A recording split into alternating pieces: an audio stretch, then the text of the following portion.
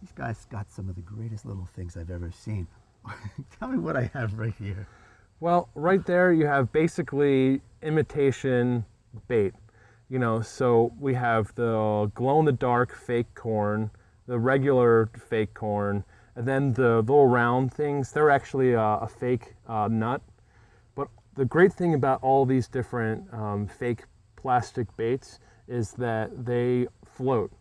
So you can make a rig that will float perfectly, just hovering off the bottom of the lake or the river. And it's easier for the fish to suck it into its mouth because it's a balanced weight. The other great thing is they're plastic and it's very durable. And you know, for instance, we have the glow-in-the-dark corn right there, which most people would think that you would never want to use any type of piece of glow-in-the-dark plastic for carp fishing, but in some cases it really means the difference between catching and not catching. Well, I know when we went down there to put the bait in, you could see it actually sit in that pot of thing. Right. A few things we got here. Another cool thing is these rocks as weights. All right, well that weight is a part of what they call the stone system, made by a company called Palatrax. It's this whole business that comes together to get the most natural presentation possible. Aside from that, as Matt mentioned, we usually use pretty heavy weights, 3 or 4 ounces, and that's lead most of the time. One of the big advantages that I see of this is if you do get cut off, you're not dumping 3 and 4 ounces of lead in your favorite fishing hole at a time. It's actually just a natural material. This is just a stone. It's a real through, and you have a little. That's just a sleeve to protect your line. It fits in there. It all pressure fits, just like the clip that Matt talked about.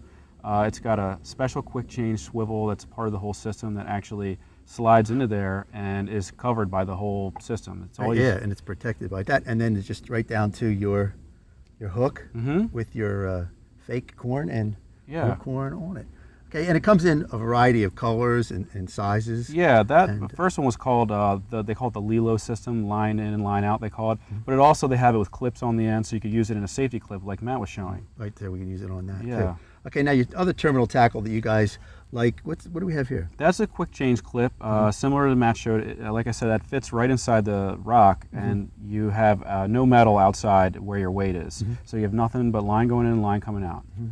Now, I'm amazed at the hooks that you use on these fish. Tell us about the hook. All right, this is one of my favorite hook patterns. I'd say I use it the most. It's a wide gape hook, also by Palatrax, called the hook. There's similar styles that you can get. This is probably my favorite one. It's got a wide gape, a very short shank, and just a slight in-turn to the eye. It has great properties for hooking fish using this kind of rig and a hair rig. I use a pretty small hook. This is a size 6, and sometimes I even use a size 8. And I catch fish very easily up to 20, 25 pounds on a hook this size without being concerned about it. I'm just amazed because we're catching some fairly big fish. And the other thing I like about this, it comes right out of the fish's mouth. And carp got, I don't know if we call it a rubbery mouth or whatever. It's pretty thick because they're sucking on the bottom. But that comes out really good. Now, tell me about this stuff right here. This is is cool. So we've referred several times to corn throughout the day today. We haven't been using corn out of a can. We've been using corn, most of which we cooked ourselves. We buy it in a 50-pound bag. It's all a very intense investment for someone who might be getting into carp fishing. But using sweet corn doesn't really work out with these kind of rigs as well as you would like it to. You can lose it and you don't find out that your bait's gone because you have 3 ounces of weight on there and so on. So they usually refer to this as maize. It's also sold as deer corn, field corn, but Dynamite Bakes makes this already made for you. So if you're interested in getting into carp fishing and you want to use a bait that's a very successful bait in America, you can see what you're looking for, for consistency by getting this. And this comes, you can buy this? You can buy that just like that. They have a variety of other seeds and stuff like that. Matt mentioned some fake nuts. Actually, they're called tiger nuts. That's a great bait we've used on many occasions. Dynamite, they have tiger nuts, hemp seeds for chum, all kinds of boilies like we showed in our last episode with you. And for more information about any of this stuff that we're talking about, go to our website and you get all the links and everything that you really need. One other thing, carp fishing kind of, I'm not going to say it's a lazy man sport. It's pretty intense, but boy, you guys can know how to relax. What do we have over there, Louis? Oh, all right. So over here we have a A piece of tackle that I resisted getting for a long time called a bed chair.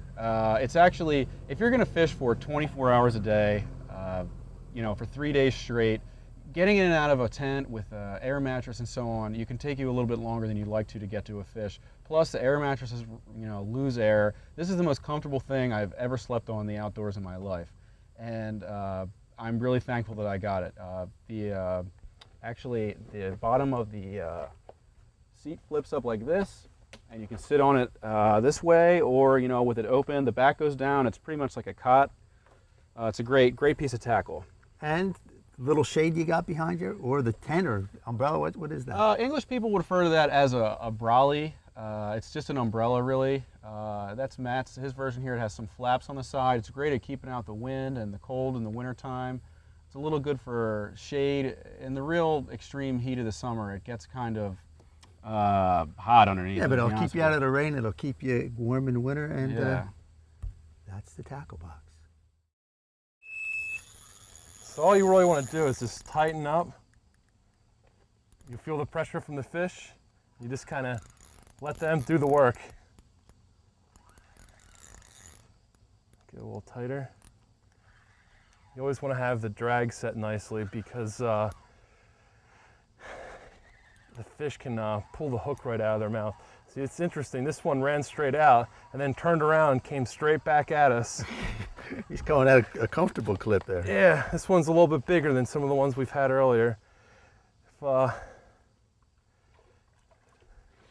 that's a nice one. Yeah, this is a nice size right here. It's going to be a little feisty, because swam right back at us, didn't put up much of a fight. Oh. What's that about not putting up much of a fight? Yeah, see, now it's back in it.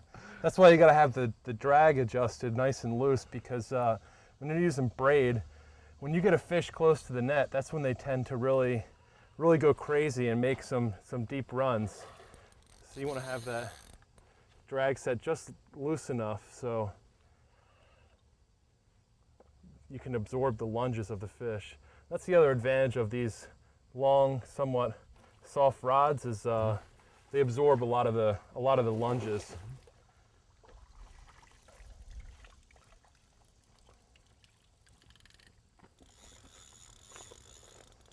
All right. Oh, let's look at this one here. Oh God.